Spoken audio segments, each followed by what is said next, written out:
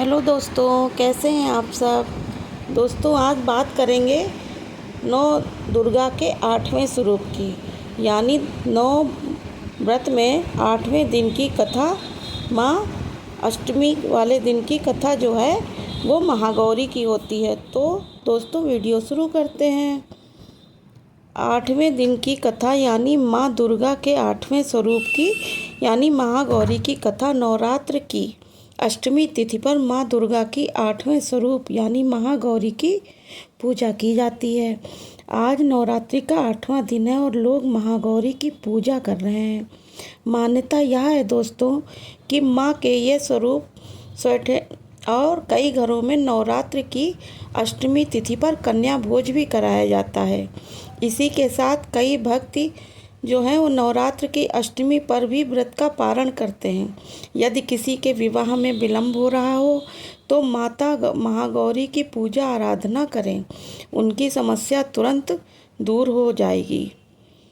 जिसकी कुंडली में विवाह से संबंधित परेशान है वो माता गौरी की उपासना अवश्य करनी चाहिए। महागौरी की उपासना से जीवन साथी और शीघ्र विवाह संपन्न होने के योग बनते हैं।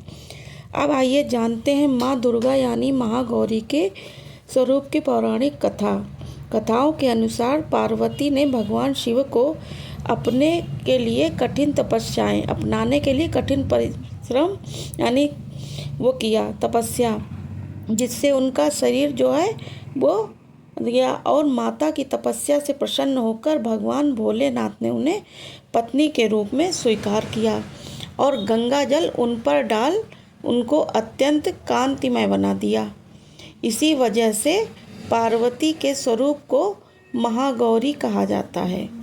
मान्यता यह है दोस्तों कि माता की इस स्वरूप की पूजा विधिवत करने से सौंदर्य की प्राप्ति होती है और हर घर में सुख समृद्धि का वास होता है। पर महागौरी के वर्ण को लेकर एक अन्य कथा भी है, जिसके अनुसार माँ को अपना ये रूप ब्रह्मा जी के आशीर्वाद से मिला है। काल रात्रि के रूप में सभी रक्त बीज का वध करने के बाद भोलेनाथ ने देवी पार्वती को काली कहकर चिढ़ाया। इस पर माता ने उत्तेजित होकर ब्रह्मा जी की कड़ी तपस्या की। ब्रह्मा जी ने देवी से प्रसन्न होकर माँ पार्वती को साक्षात दर्शन दिए और हिमालय के मान सरोवर में स्नान करने के लिए कहा, जिसके बाद माँ का शरीर दूध की तरह सफ़ेद हो गया। माता के इसी स्वरूप को महागौरी कहा जाता है। महागौरी का स्वरूप बहुत ही उज्ज्वल, कोमल, श्वेत वर्ण और श्वेत वस्त्रधारी है। देवी एक हाथ में त्रिशूल और अपने एक हाथ में डमरू लिए हुए, नीचे का हाथ अभय मुद्रा में है। देवी महागौरी को गायन संगीत बहुत प्रिय है और यह सफ़ेद वृषभ यानी बैल पर सवार होती हैं। माँ कालरात्रि स्वरूप जितना भयंकर है उतना ही महागौरी का स्वरूप शांत और दृष्टिगत है।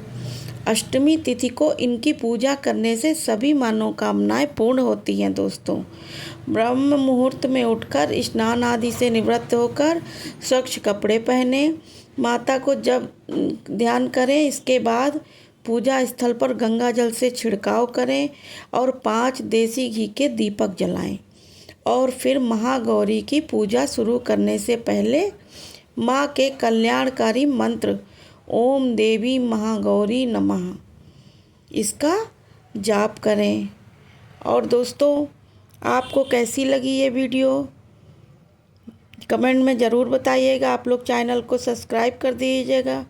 तो चौकी आदि करने के बाद फूल इनको सफ़ेद अर्पित कीजिए, नारियल का भोग लगाइए या कोई भी उससे बनी हुई चीज़ें जो आप कर सकती हैं। 9वें के दिन भी कन्या पूजन होता है। कुछ अष्टमी को माता की पूजा करने में भक्तों को गुलाबी रंग के वस्त्र पहनने चाहिए। महागौरी की कथा आपको ये कैसी लगी दोस्तों, ज़रूर बताइएगा। मैंने आपसे कहा चैनल को सब्सक्राइब कर दीजिएगा, वीडियो को लाइक करिएगा। Okay, bye bye.